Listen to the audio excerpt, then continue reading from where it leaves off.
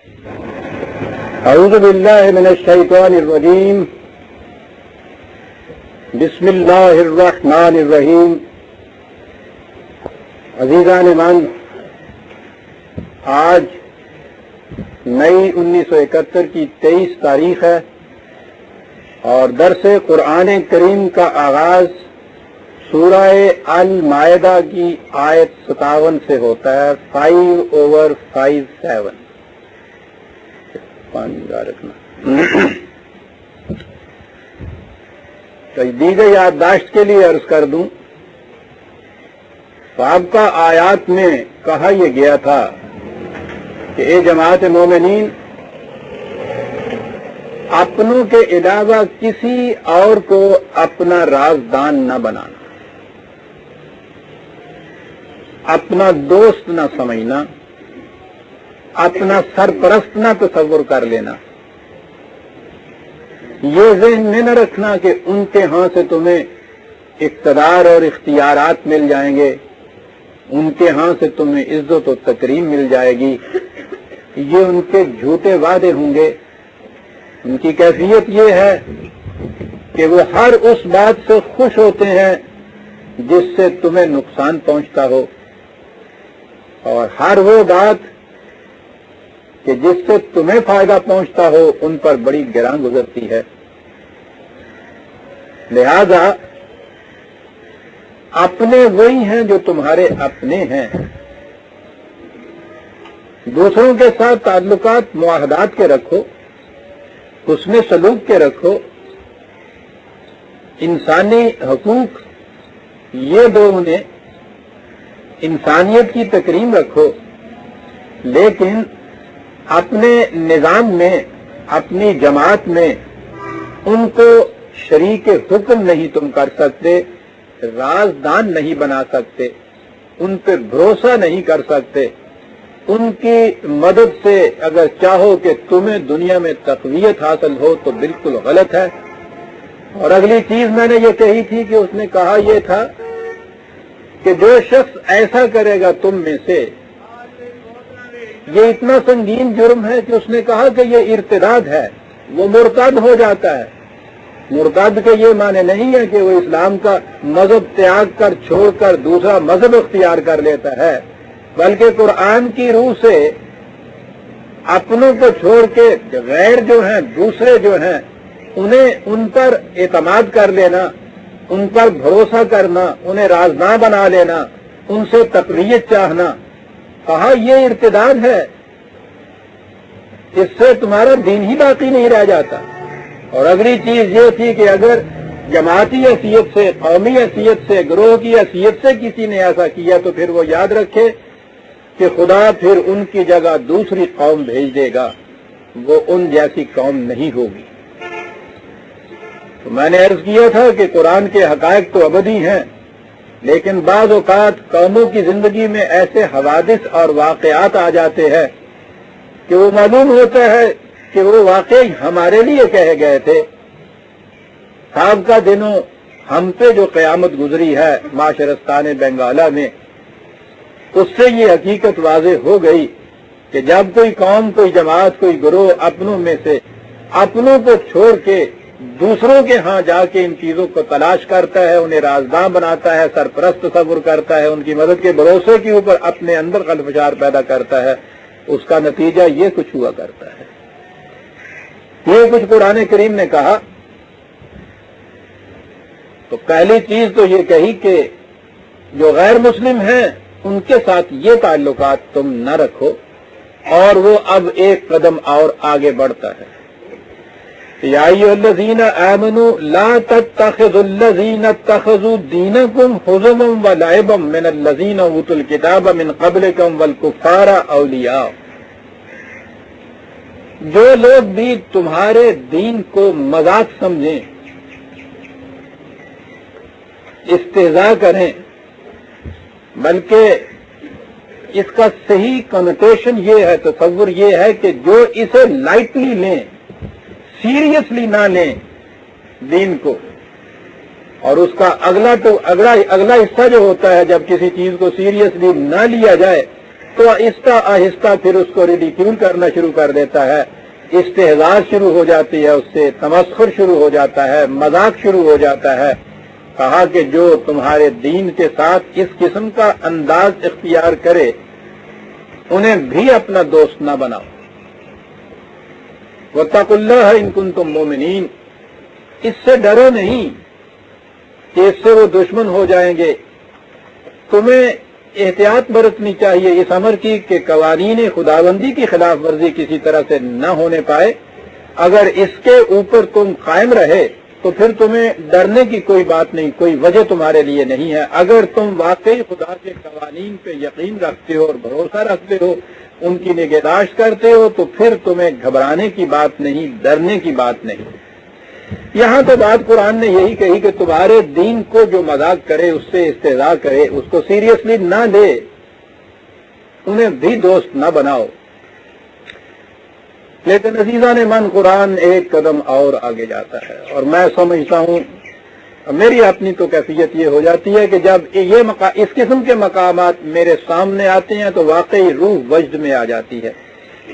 اتنا حصہ میں سمجھتا ہوں کہ ہر اہل مذہب کہے گا کہ جو شخص بھی ان کے مذہب کو، ان کا تمسخر اڑائے، اس سے مذاق کرے، استہزاء کرے، وہ یقیناً کبھی بھی اس کو وہ دوست نہیں بنائیں گے، ان کے ساتھ اس قسم کے تعلقات وابستہ نہیں کریں گے۔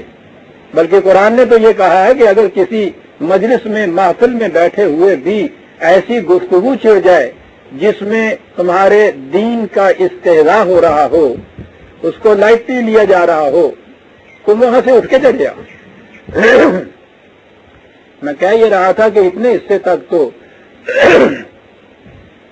ہر اہل مذہب یہ کہے گا کہ جو بھی ان کے مذہب کی باتوں کا تمسخر اڑائے گا، استہزاء کرے گا، وہ ان کے ساتھ کبھی بھی دوستانہ تعلقات نہیں رکھیں گے۔ لیکن قرآن جیسا میں نے عرض کیا ہے آگے جاتا ہے۔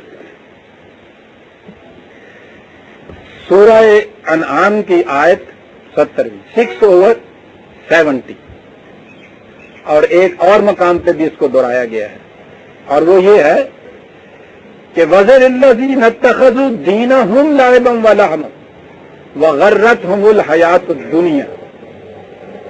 تمہارا ہی دین نہیں۔ اب اس آیہ جلیلہ کو سمجھنے کے لیے ایک تمہیدی تشریح کی ضرورت پڑے گی۔ یہاں کہا ہے غرتہم الحیات الدنیا، میں اس کے پہلے معنی یہ ترجمہ پیش کر دوں کہ جو لوگ خود اپنے مذہب کو بھی مذاق سمجھ لے، تم انہیں بھی چھوڑ دو، ان سے بھی کنارہ کش ہو جاؤ۔ پہلی چیز تھی کہ جو لوگ تمہارے دین کا مذاق اڑائیں، اسے سیریسلی نہ لیں، انہیں چھوڑ دو، ان سے دوست دارانہ تعلقات قائم نہ رکھو۔ تو میں نے کہا تھا کہ یہ چیز ہر مذہب والا کرے گا۔ یہاں یہ کہا ہے کہ جو لوگ خود اپنے مذہب کے متعلق بھی یہ رویہ اور یہ ذہنیت اختیار کر لیں، وغیرہ الذین، ان کو چھوڑ دو، ان سے کنارہ کش ہو جاؤ۔ بات کیا ہوئی یہ؟ دنیا میں دو قسم کے تصور آئیں گے زندگی کے۔ ایک تصور حیات تو یہ ہے جسے پیورلی میٹیریلسٹک یا سیکولر کہتے ہیں، زندگی اسی طبعی زندگی کا نام ہے، طبعی فزیکل لاز کے مطابق زندگی چلتی رہتی ہے، اسی کے مطابق ایک دن آتا ہے یہ مشینری بند ہو جاتی ہے چلنے سے، انسان مر جاتا ہے، اس کا خاتمہ ہو جاتا ہے، انسان کا خاتمہ ہو جاتا ہے، بات ختم ہو جاتی ہے۔ زندگی کا یہ تصور جو ہے اس میں ویلیوز کا کوئی مقام نہیں آتا، دیانت، امانت، صداقت، شرافت، یہ چیزیں اس میں آتی نہیں ہیں۔ کبھی قوانین کے سطح پر زندگی حیوانی سطح ہے، حیوانی اور انسانی سطح زندگی میں فرق یہ ہے، حیوان کی سطح پر ویلیوز کا تصور نہیں ہوتا، اقدار کا تصور نہیں ہوتا، اس میں صرف یوٹیلیٹی ویلیو ہوتی ہے۔ میرے لیے کون سی چیز مفید ہے، خواہ وہ کھانے کی ہو، خواہ وہ معاملات کی دنیا میں ہو، میرا فائدہ کس چیز میں ہے، جائز اور ناجائز کا تصور وہاں نہیں آتا۔ جائز وہ کہ جس سے مجھے فائدہ پہنچے، میرے خاندان کو فائدہ پہنچے، میری قوم کو فائدہ پہنچے۔ سوال ہی نہیں کہ دوسروں کے ساتھ کیا ہو رہا ہے، ان کو اس سے کتنا نقصان پہنچ رہا ہے۔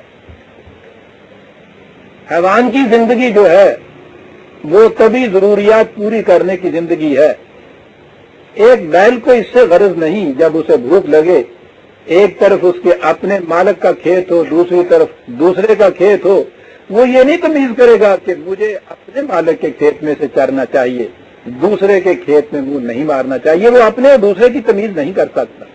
اسے ہی کہتے ہیں جائز اور ناجائز کی تمیز۔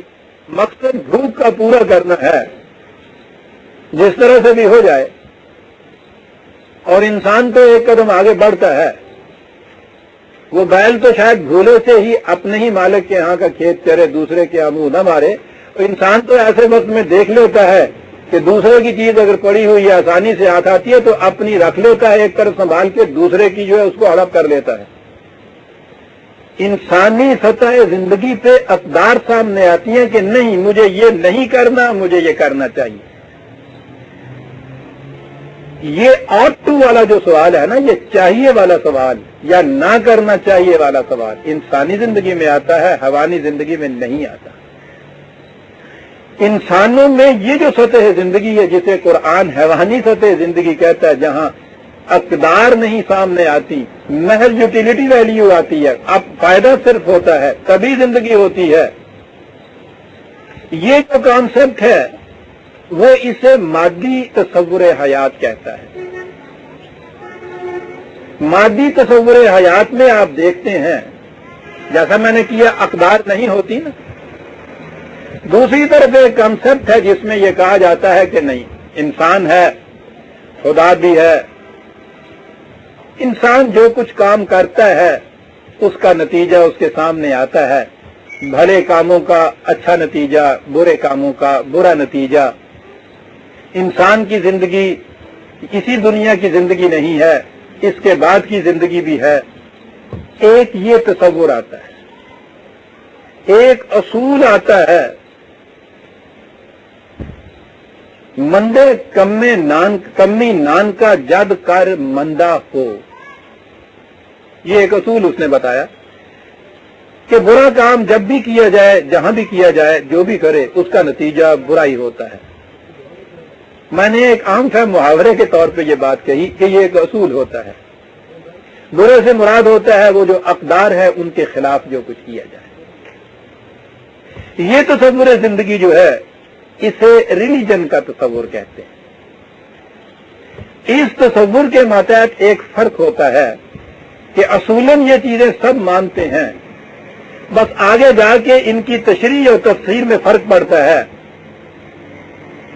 برائی کسے کہا جائے گا، بھلائی کیا ہوتی ہے، اس کے لیے طریقہ کیا ہے۔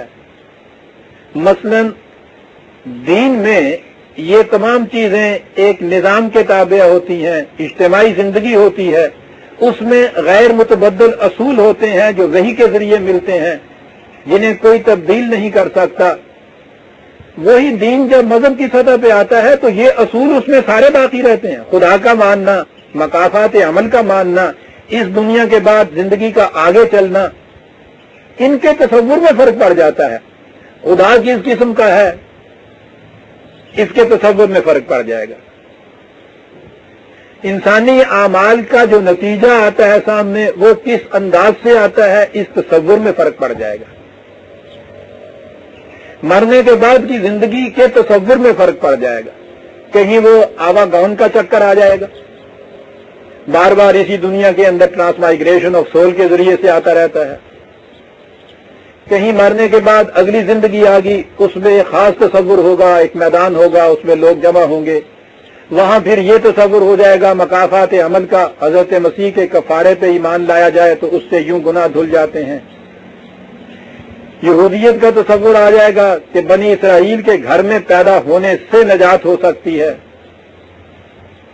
ہندوؤں کا تصور آ جائے گا کہ پیدائش کے اعتبار سے مختلف گروہ یا ورن یا ذاتیں یہ متعین ہوتی ہیں۔ جنت اور دوزخ کا تصور جو ہے اس کی تشریح میں کچھ فرق پڑ جائے گا یا کانسیپٹ میں کچھ فرق پڑ جائے گا۔ یہ فرق پڑ جائے گا دین میں اور مذہب میں، اصولاً بات وہ باقی رہے گی کہ زندگی صرف اسی دنیا کی زندگی نہیں ہے، برے بھی کام ہوتے ہیں، اچھے بھی کام ہوتے ہیں، برے کا نتیجہ برا ملتا ہے، اس زندگی میں ملتا ہے، اگلی زندگی میں جا کے ملتا ہے۔ یہ الگ بات ہے کہ اس برے نتیجے کے ازالے کے لیے کیا کیا شکلیں ہوتی ہیں، ان چیزوں میں فرق ہوگا، اصولاً یہ چیز مانی جائے گی۔ یہ دوسرا تصور زندگی ہے۔ اب قرآن نے یہ بتایا ہے کہ دین کا جو تصور ہے، خدا کی طرف سے یہ تصورات جو ملے، یہ اصول اور قوانین جو ملے، وہ قرآن کریم کے اندر اپنی اصلی غیر متبدل شکل کے اندر ہے۔ باقی مذاہب جو دنیا میں ہیں وہ دین اپنی اصلی شکل میں نہیں رہا، وہ انسانوں کے خود ساختہ تشریحات جو ہیں انہوں نے خدا کی وحی کی جگہ لے لی۔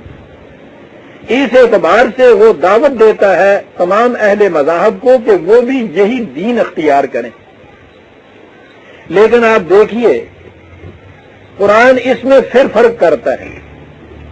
ایک تو یہ ہے کہ یہ دین ہے اور باقی بگڑے ہوئے دین کی شکلیں ہیں جو مذاہب ہیں، لیکن میں نے کہا کہ ان مذاہب میں بھی قرآن کہتا ہے وہ تصور تو یہ ہے نا زندگی کا کہ برائی کا کچھ برا نتیجہ ملتا ہے، بھلائی جو ہے وہ اچھا نتیجہ پیدا کرتی ہے۔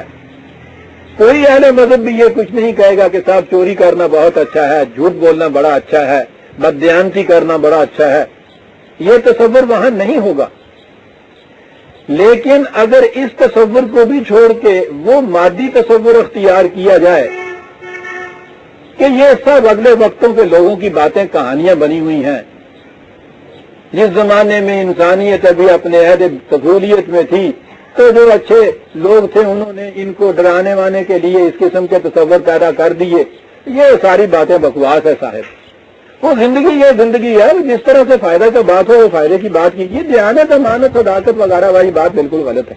آپ دیکھیں گے کہ اس تصور میں آ کر ہوتا پھر یہ ہے اگلا قدم استہزاء کا، جسے قرآن کہتا ہے۔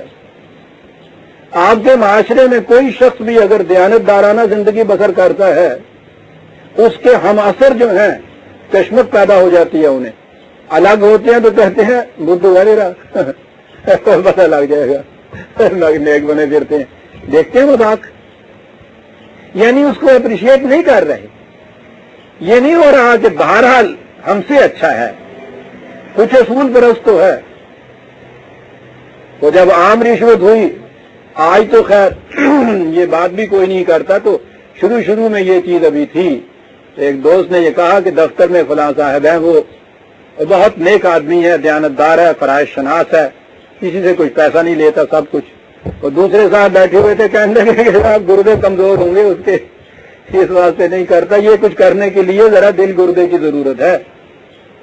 یعنی دیانتدار جو ہے اس کے متعلق کہا گیا کہ اگر کمزور آدمی ہے نا، حوصلہ نہیں پڑتا، عصمت بی بی از بیچارگی، تمسخر آیا ہے ذہنیت میں، استہزاء آیا ہے، اور آج تو یہ عام چیز ہو گئی صاحب۔ اول تو یہ جن سے نایاب ملتی بہت کم ہے کہ کوئی دیانتدار امانت اور دیانت میں جائز اور ناجائز میں فرق کرنے والے ہوں، اور اگر کہیں ہوتے بھی ہیں تو آپ دیکھیے گا کہ ان کے متعلق انداز اسی قسم کا کچھ ہوتا ہے، استہزاء سا ہی۔ کبھی تو یہ ہوتا ہے کہ بلیو ہی نہیں کرتے کہ ہاں صاحب بہت سے دیکھے بنے پھرتے ہیں، چدم برداشت مادہ برآمد، آخر میں معلوم ہو جاتا ہے کہ کیا کر رہے تھے۔ اور کچھ یہ کچھ کرتے ہیں کہ ہاں ٹھیک ہے جی، بدھو ہے بالکل۔ یعنی اس تصور زندگی میں وہ جو اقدار کا تصور تھا، خود اس تصور کو استہزاء انداز سے دیکھا جاتا ہے، اقدار کا مذاق اڑنا شروع ہو جاتا ہے۔ یہ جو قرآن نے کہا ہے کہ جو لوگ خود اپنے مذہب کو بھی، وہ کسی قسم کا بھی کیوں نہ ہو، عجیب بات ہے صاحب قرآن کی۔ پھر دوہرا دوں کہ جو پہلے کہا کہ جو تمہارے مذہب سے دین سے مذاق کرے اس سے الگ ہو جاؤ، یہ کہا اگلے درجے پہ کہ تمہارے ہی نہیں، جو نفس مذہب سے استہزاء کرتا ہے، اس کو ریڈیکیول کرتا ہے، اسے لائٹلی لیتا ہے، اس سے بھی قطع تعلق کر دو۔ یہ ذہنیت اگر یہ رہتی کہ ہاں سب خدا ہے، مکافات عمل ہے، لا آف ریٹیلیشن ہے، برے کام کا بدلہ برا ملتا ہے، اچھائی اچھائی ہے، بہرحال دیانت، صداقت، امانت عمدہ چیزیں ہیں، ان کے تشریحات میں، ان کے تصورات میں اگر کہیں کوئی غلطی بھی ہو گئی ہے، باطل ہے، تو اس کو تم صحیح کر سکتے ہو، اور جو سرے سے ان چیزوں کا منکر ہے اور منکر ہونے کے بعد ان کا مذاق اڑاتا ہے، انہیں تم اپنی طرف بڑی مشکل سے لاؤ۔ آپ دیکھیے گا ہمارے معاشرے میں ابھی عمر کے اعتبار سے وہ بزرگ ہیں موجود، اس مجلس میں بھی موجود ہیں، جنہوں نے اپنی ابتدائی زندگی کے معاشرے میں ابھی دیکھا ہوگا کہ دیانت اور امانت اور صداقت کا مذاق نہیں اڑتا تھا۔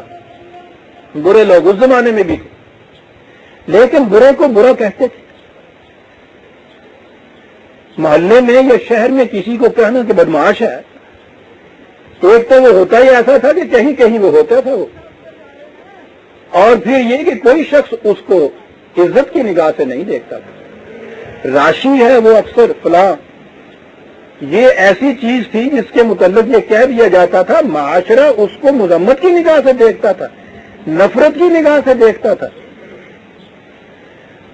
اس میں ہندو بھی تھے، مسلمان بھی تھے، پن اور پاپ کا تصور ذرا مختلف ہو جاتا تھا۔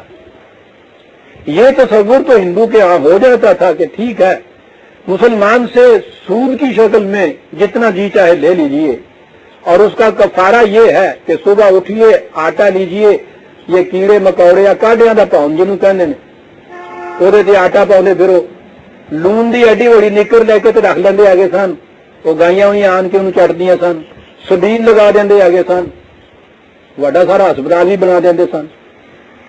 ٹھیک ہے، یعنی ان کے ذہن میں یہ تھا کہ ادھر جو کچھ وہ کرتے ہیں انسانوں کے ساتھ اگر وہ اس قسم کا معاملہ کر کے اسے جائز تصور کرتے تھے، اس کے ازالے کے لیے بھی ذہن میں خیرات کی چیزیں کرنا جو تھا وہ ان کے ذہن میں ابھی تھا۔ دین کی بگڑی ہوئی شکل تھی۔ دین تو ایسا نظام دیتا ہے نا جس میں کسی انسان کے خلاف کوئی چیز مضرت رساں آپ کر ہی نہیں سکتے، لیکن بہرحال یہاں تک تو چیز تھی، برائی کو برائی سمجھتے تھے، فحشکاری ان کے ہاں بھی بری سمجھی جاتی تھی۔ جھوٹ کے متعلق تو میں نے اپنے کانوں سے اپنے بچپن میں اپنے محلے کے دکاندار سے یہ کہتے ہوئے سنا، تیل بیچنے والا تھا وہ، اور یہ تیلی باہر سے لاتے تھے تیل، اور اس کے ہاں وہ تو فروش تھا، ہندو دیا کرتے تھے۔ کوئی بات ہو رہی تھی، یہ مجھے پتا نہیں، چھوٹا سا تھا، ہم جو باہر نکلے تو ہندو میاں جی کہا کرتے تھے مسلمانوں کو۔ میں اللہ کا بچہ تھا، اس نے مجھ سے یہ کہا کہ دیکھو جی میاں جی، اے مسلمان ہو کے جھوٹ بول رہا جی تیرا۔ اللہ اکبر، میں نے اپنے بچپن میں یہ سنا، اس ہندو کو تعجب ہو رہا تھا کہ یہ مسلمان ہو کے جھوٹ بول رہا ہے۔ وہ جھوٹ بولنا اس کے ہاں بھی معیوب تھا۔ اور اگلی بات یہ تھی کہ بہرحال اور تو کوئی بول بھی لیا کرتے ہیں، مسلمان تو جھوٹ نہیں بول سکتا۔ ویلیوز تھیں، اقدار تھی۔ اس کے بعد اب دور ہمارے ہاں یہ آیا ہے، مغرب کا جو تصور آیا ہے زندگی کا، حیوانی سطح کا، میٹیریلسٹک کانسیپٹ کا، اس میں کیفیت یہ ہو گئی کہ اب دیانت اور امانت اور صداقت جو ہے یہ مذاق کا موضوع بن گئی ہے۔ اب کسی سے آپ نے کبھی یہ نہیں کہا، سنا ہوگا کہ صاحب دیکھیے جھوٹ بولتا ہے، اسے خود پتا ہے کہ میں خود صبح سے شام تک جھوٹ بولتا، وہ کہتا یہ ہے کہ جھوٹ بولے بغیر چارہ ہی نہیں۔ شیخ صاحب اندر غسل خانے میں تولیہ ہے، وہ لے آئیے، وہ سوا نیزے تو سورج آ جاتا ہے نا، تھوڑے تو آؤں ہے چوتھے حصے ایتھے سوا نیزے تو ضرور آ جاتا ہے۔ ہاں جی، اور اوپر کوئی پروٹیکشن تھی وہ ہم نے جینون بال تھے وہ بیچ دیے، بہت گرمی لگی۔ یعنی یہ کانسیپٹ جو آیا نا عزیزان من، قرآن کے ایک لفظ پہ غور کیجیے، کہتا ہے یہ کنسپٹ جو آتا ہے نا کہ نفس مذہب سے ہی تمسخر شروع ہو جاتا ہے، مذہب سے مراد پھر میں کہہ دوں نا کہ اقدار وہ کچھ بگڑی ہوئی شکل ہی صحیح، بہرحال اقدار کی کچھ ویلیوز تو ان کے ہاں ہوتی تھی نا. وہ کہتا ہے کہ اس کے بعد ایک ایسی شکل آتی ہے، ایسی شکل نہیں، وہ مذہب بھی کہہ رہا ہوں کہ اس میں خود اقدار ہی وجہ تمسخر ہو جاتی. یہ کیوں ہوتی ہیں؟ ریزان من سنیے، میں کہتا ہوں کہ قرآن ایک لفظ غرت ہم حیات الدنیا، دنیاوی زندگی کو زندگی سمجھا، اس نے انہیں دھوکہ دیا، اور اس دھوکے میں تصور پھر یہ ہو گیا کہ اقدار جتنی ہیں ان کا تمسخر اڑایا جا رہا ہے. غرتہم الحیات الدنیا، جسے ہم نے ترجمہ آج کیا ہے میٹیریلسٹک کنسپٹ آف لائف، یہ ترجمہ نہیں اس چیز.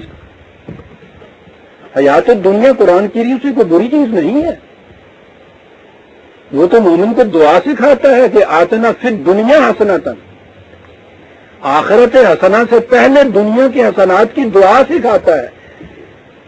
دنیاوی زندگی بری چیز نہیں، دنیاوی زندگی کے مفاد کے لیے غلط طریقے اختیار کرنا، غرتہم الحیات الدنیا، فریب دے گئی ان کو یہ دنیاوی زندگی کے تصور، دھوکہ دے گیا، سمجھ لیا کہ زندگی اسی چیز کا نام ہے. کہا یہ وہ لوگ ہیں کہ جو خود اپنے مذہب کو بھی تمسخر کی نگاہ سے پھر دیکھنے لگ جاتے ہیں. آج وہ کیفیت ہو گئی عزیزان من، عیسائی اپنے مذہب سے تمسخر کر رہا ہے، ہندو اپنے مذہب کا استہزاء اڑا رہا ہے. خود مسلمانوں کی کیفیت تو اگلی نسل جو ہمارے ہاں آ رہی ہے اس کو آپ نے دیکھ لیا ہے. یعنی وہ اب یہ نہیں فرق کرتے کہ صاحب یہ ہندوؤں کا باطل سا عقیدہ ہے، دیکھیے ٹرانسمائگریشن کا کیا بکواس ہے، عیسائیوں کا عقیدہ کفارے کا ہے، دیکھیے اس میں کوئی ریزن ہی نہیں ہے.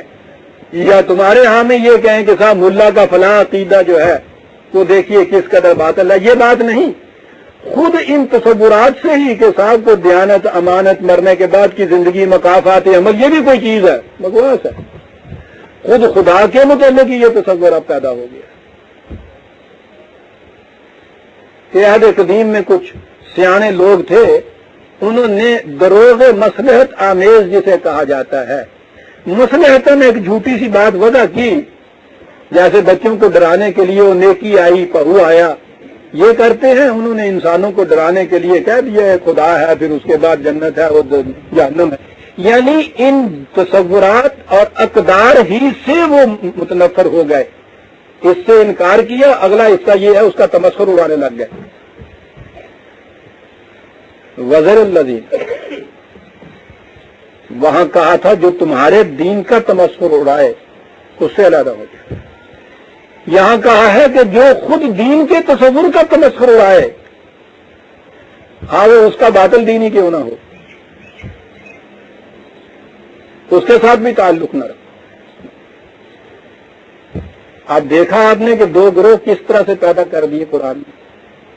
اقدار کو بہرحال ماننے والے، اس میں صحیح تصور اقدار کا، باطل تصور اقدار کا ایک کیٹیگری. دوسری کیٹیگری کہ سرے سے اقدار ہی کا تمسخر اڑانے والے. خالص آج جو دنیا کے اندر یہ مغرب سے جو چلی چیز اور ساری دنیا میں آج پھیل گئی ہے وہ یہ ہے اقدار ہی کا تمسخر اڑانے والے. کہا کہ وزر اللہ بھی ان سے قطع تعلق، کنارہ کش ہو جاؤ ان سے. آگے سنیے عزیزان من قرآن، کنارہ کش ہو جاؤ تو تباہ ہونے دو ان کے، ان سے کچھ نہ کہو. تو بات تو پھر وہی ہو گئی وہ جو حدل المتقین کے متعلق غلط عقیدہ پھیل گیا کہ صاحب یہ متقیوں کے لیے ہدایت ہے. تو وہ کہا جاتا ہے نا کہ صاحب متقی تو پہلے وہ ہے جو ہدایت یافتہ ہے، تو اگر یہ انہی کے لیے ہدایت ہے تو غلط راستے پہ چلنے والے جو ہیں ان کے لیے تو کوئی بات بھی سمجھ میں آ سکتی تھی کہ ہدایت ہے، متقی کے لیے ہدایت کیا. بہرحال یہ چیزیں تو میں ایکسپلین کر چکا ہوں. یہاں اگر کہا جائے کہ جو لوگ اس طرح سے تمسخر اڑا رہے ہیں ان سے قطع تعلق کر کے الگ ہو جاؤ، تو سوال پیدا ہوگا کہ پھر یہ قرآن کی ہدایت، ان کو اقدار پہ لانا، صحیح زندگی کا راستہ دکھانا، یہ کن کے لیے ہوا؟ پھر سمجھاؤ کہ نہیں؟ پھر جا کر وہ جو اقدار پہ ایمان رکھتے ہیں تو انہیں چھوڑ دو، وزر الذین کے معنی یہ کہا کہ ان میں سے نہ ہو جاؤ، ان سے تو کنارہ کش ہو جاؤ. اور سنیے عزیزان من، وذکر بہی، لیکن قرآن کی تلقین انہیں بھی کرتے رہو. کیوں کرتے رہو؟ ان تبصر نفس بما کسبت، ایسا نہ ہو کہ کوئی شخص بھی صحیح راستہ سامنے نہ آنے کی وجہ سے اپنی غلط روش اختیار کیے ہوئے ہو اور اس کی وجہ سے تباہ ہو جائے. اس کی ذمہ داری تم پہ عائد ہو رہی ہے.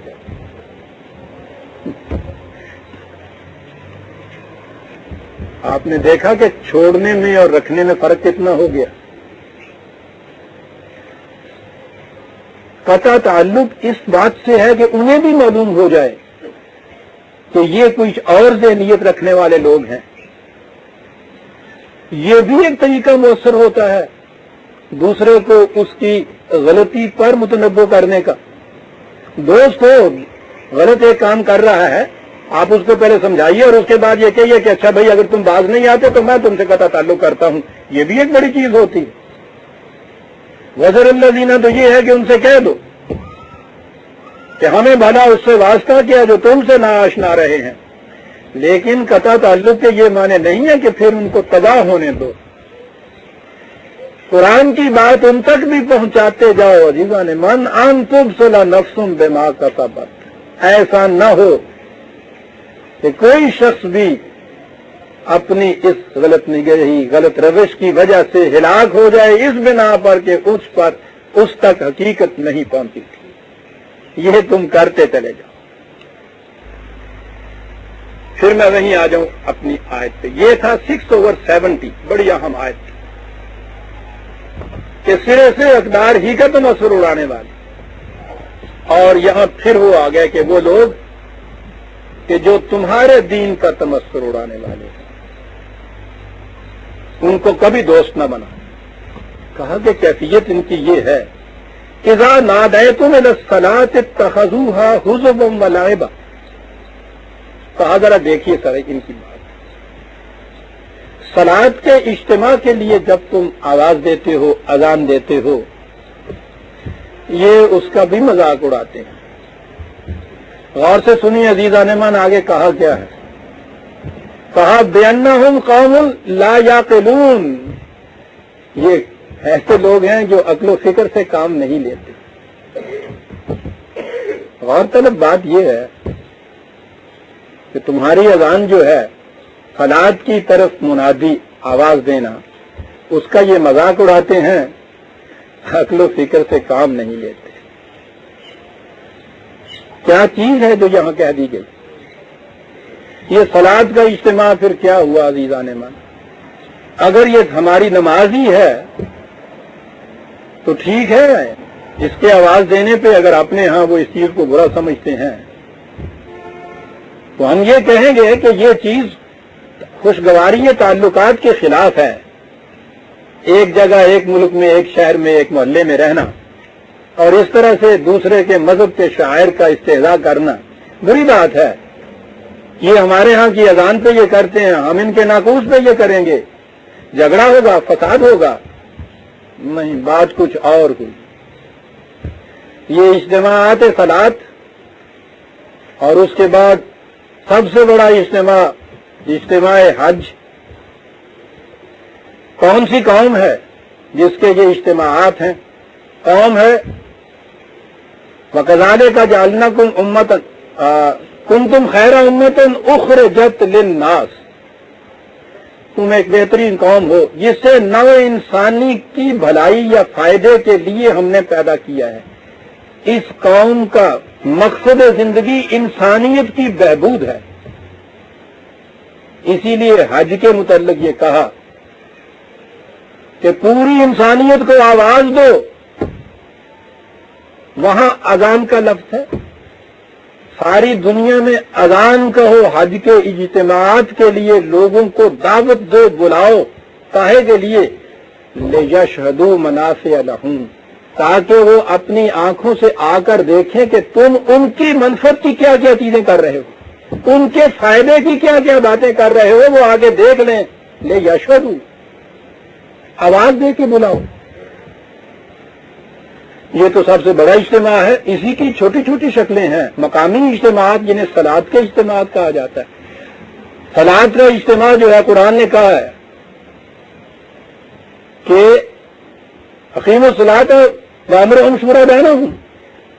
یہ صلاۃ کا اجتماع قائم کرتے ہیں کیونکہ ان کے معاملات باہمی مشورے سے طے ہونے ہیں. صلاۃ کے اجتماع تو اہم مسائل کے متعلق مشورہ کے لیے تھے. مشورہ کاہے کے لیے؟ انسانیت کی تباہی کے لیے.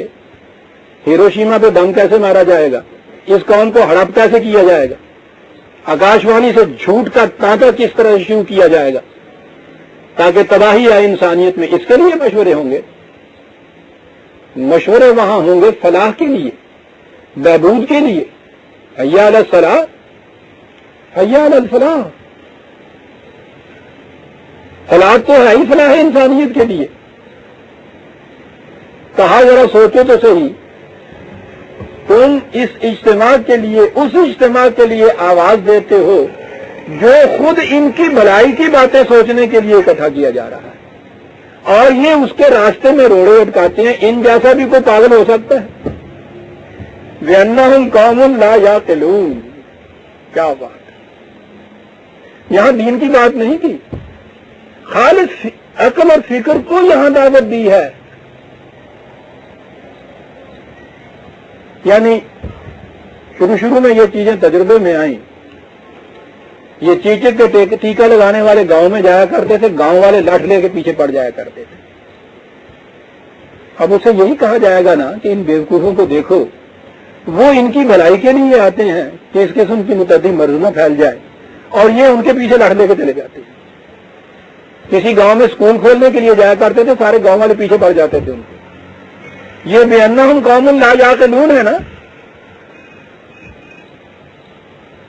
لمبے چوڑے آرگومنٹ کی وہاں ضرورت ہی نہیں کہ صاحب دیکھو کس قدر بیوقوف ہیں کہ وہ ان کی بھلائی کے لیے کچھ کرنے کے لیے جمع ہو رہے ہیں، اور یہ انہی کے پیچھے لڑ لے کے پڑے ہوئے ہیں. بِأَنَّهُمْ قَوْمٌ لَا يَعْقِلُونَ. کہ جب تم اجتماع صلاۃ کے لیے آواز دیتے ہو، اذان دیتے ہو، تو ان کی کیفیت یہ ہے کہ اس کا مذاق اڑاتے ہیں. پاگل ہے. پاگل کسے کہتے ہیں؟ جسے اپنے نفع نقصان کا بھی ہوش نہ ہو. انہیں اپنے نفع نقصان کا بھی ہوش نہیں کہ یہ اجتماعات کاہے کے لیے ہو رہے ہیں، اس کا بھی یہ مذاق اڑا رہے ہیں. اب آگے یہ بات آئی، ان سے پوچھو قُلْ يَا أَهْلَ الْكِتَابِ هَلْ تَنْقِمُونَ مِنَّا إِلَّا أَنْ آمَنَّا بِاللَّهِ وَمَا أُنزِلَ إِلَيْنَا وَمَا أُنزِلَ مِنْ قَبْلِ وَأَنَّ أَكْثَرَكُمْ فَاسِقُونَ.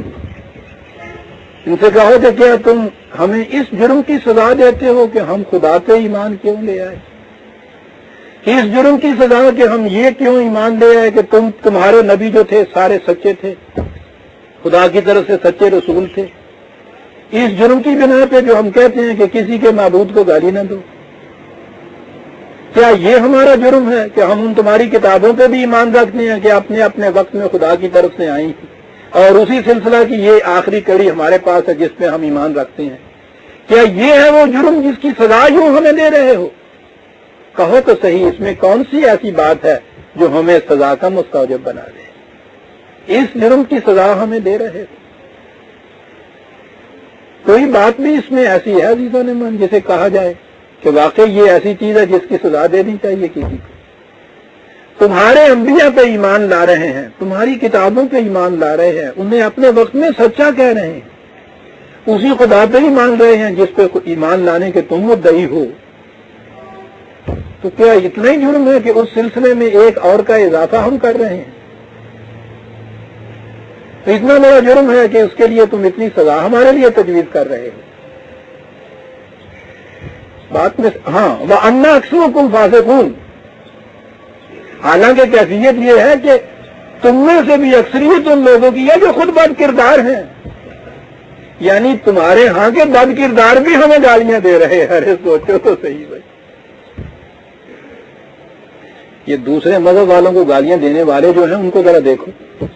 یہ نہیں ہوتا کہ وہ نیکی اور تقوی کے معیار پہ، حسن کردار کے معیار پہ پورے اترے ہوئے ناطے تو ہوتے ہو جنہوں کہندے ہیں ان میں کوئی عیب اور کوئی برائی نہیں ہوتی، وہ دوسرے کو کچھ کہے، وہ کہتا وہ تو کچھ بات بھی بنی کہ وہ دوسرے سے یہ کہے کہ تم غلطی پہ ہو۔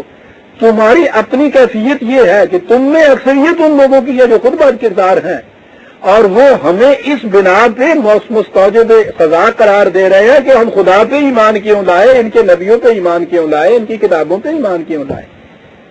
سوچو تو صحیح، یہ ایسی چیز ہے۔ یہ الفاظ ایک جگہ اور ابھی آئے، وہاں ایک بڑی حسین چیز سامنے آئی ہے، ذہن میں بات آ گئی ہے، اس لیے چھوڑ کے آگے بڑھنے کو جی نہیں کرتا۔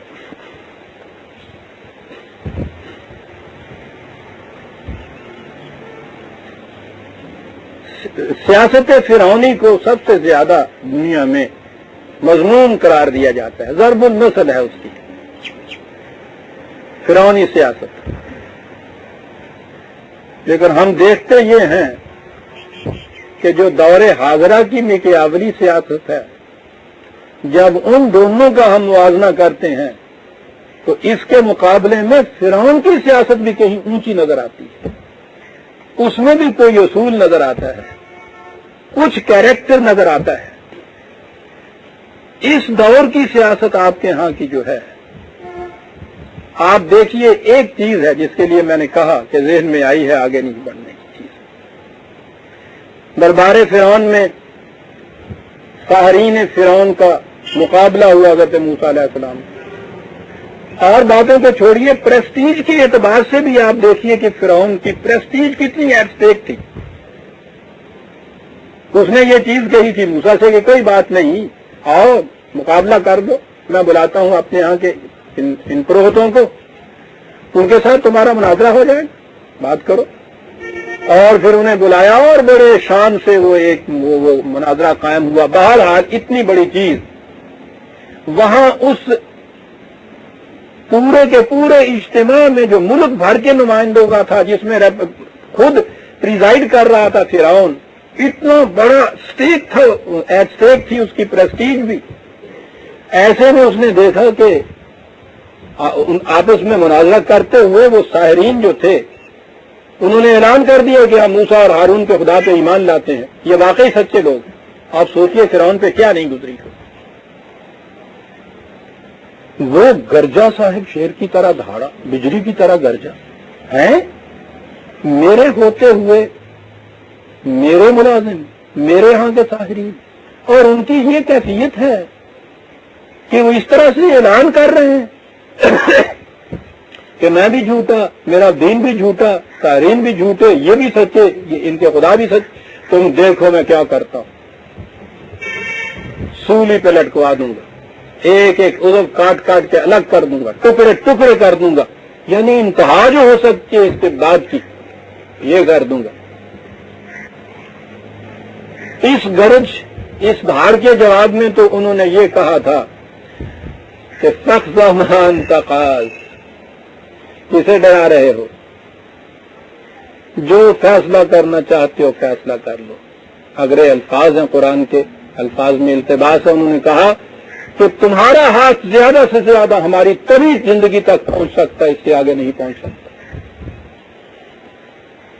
اور جب صداقت کسی کے سامنے آ جاتی ہے تو تبھی زندگی کی کوئی قیمت نہیں رہتی، اس لیے تمہاری سزا ہی نہیں ہے۔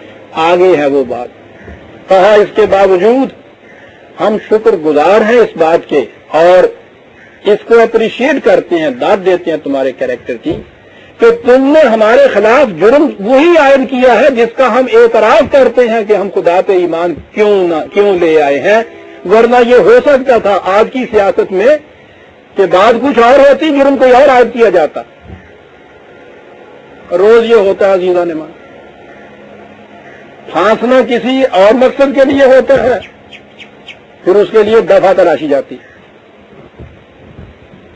یہ کیسز روز سامنے آتے ہیں کہ پہلے وہ دفعے لگا کے چارج شیٹ فریم کیا جاتا ہے، پھر جرم لگائی جاتی ہے، تحقیقات کے بعد نظر آتا ہے کہ اس میں سے تو کوئی چیز بھی سچی نہیں، ثابت ہی نہیں ہو رہی، تو اتنا ہی تقاضا کریکٹر کا تو ہو بھی ٹھیک ہے، نہیں ہوگی پھر اس کے بعد کہا جاتا کہ اچھا یہ نہیں ہے تو پھر کوئی دوسری چار شیٹ فریم کرو.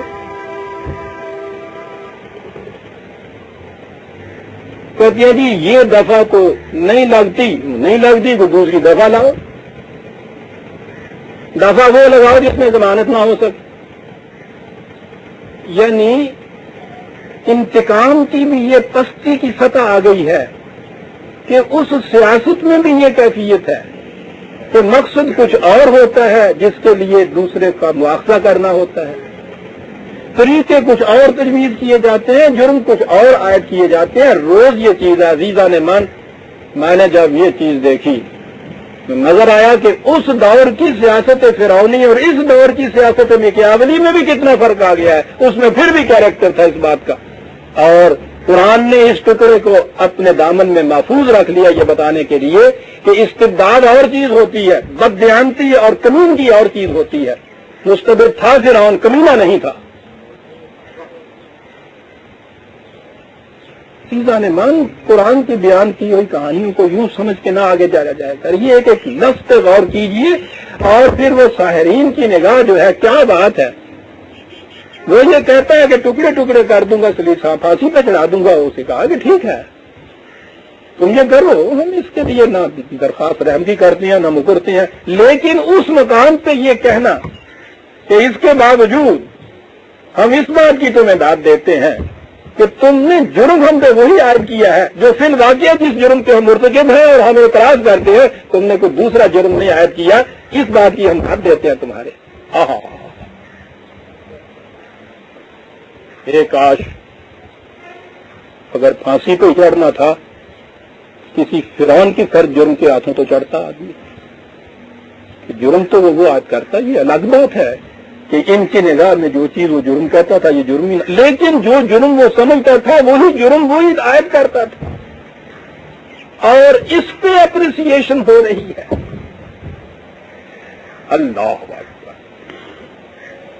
استبداد ایسی ستانے والی چیز نہیں عزیزان من، کمینگی ہے جو ستاتی ہے انسان کو. کچھ بھی تھا، کسی نہ کسی معبود کو تو وہ مانتا تھا، کسی شکل نہیں تھی. مرنے کے بعد کی زندگی تو کچھ مانتا ہی تھا. وہ قبر میں ہی اپنے ساتھ کوئی سامان رکھ لیتے تھے. یہ تو تھا نا کہ قبر کے بعد بھی کوئی زندگی ہے. اتنا سا تو تھا نا. اس کا نتیجہ یہ تھا کہ استبداد تو تھا، کمین کی نہیں تھی. آج کی یہ آپ کے ہاں کا تصور زندگی جو آ گیا میٹیریلسٹک تصور زندگی، اس میں تو عزیزان ایمان استبداد تو جو ہے کمین کی انتہا درجے کی ہو گئی. جھوٹا تو کر جھوٹ بولتا ہے، سچا بھی جھوٹ نہیں بولتا. یہاں کا میں